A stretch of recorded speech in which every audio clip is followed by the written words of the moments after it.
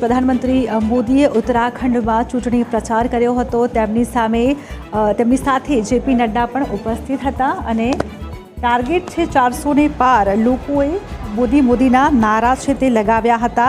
આજે પીએમ નરેન્દ્ર મોદી અને બીજેપી રાષ્ટ્રીય અધ્યક્ષ જેપી નડ્ડાએ ઉત્તરાખંડમાં લોકસભાના ઉમેદવાર માટે ચૂંટણી પ્રચાર કર્યો। પીએમ નરેન્દ્ર મોદીએ ઉત્તરાખંડમાં રોડ શો પણ કર્યો હતો।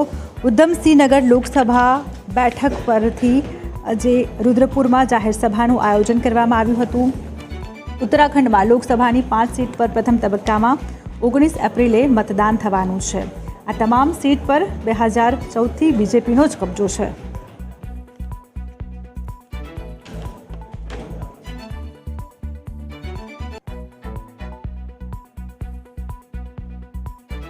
તો ઉત્તરાખંડની 5 સીટો એવી છે જેની પર પીએમની નજર છે। તો વાત કરવામાં આવે તો પૌરી, ગઢવાલ, અલ્મોડા, આ સિવાય હરિદ્વાર અને નૈનીતાલ, આજે 5 બેઠકો એવી છે કે જેની પર ભારતીય જનતા પાર્ટીની નજર છે। આજે પીએમએ ત્યાં રેલી કરી અને જે 400નું ટાર્ગેટ છે તે પાર પાડવાનો પ્રયત્ન પણ તેમણે કર્યો।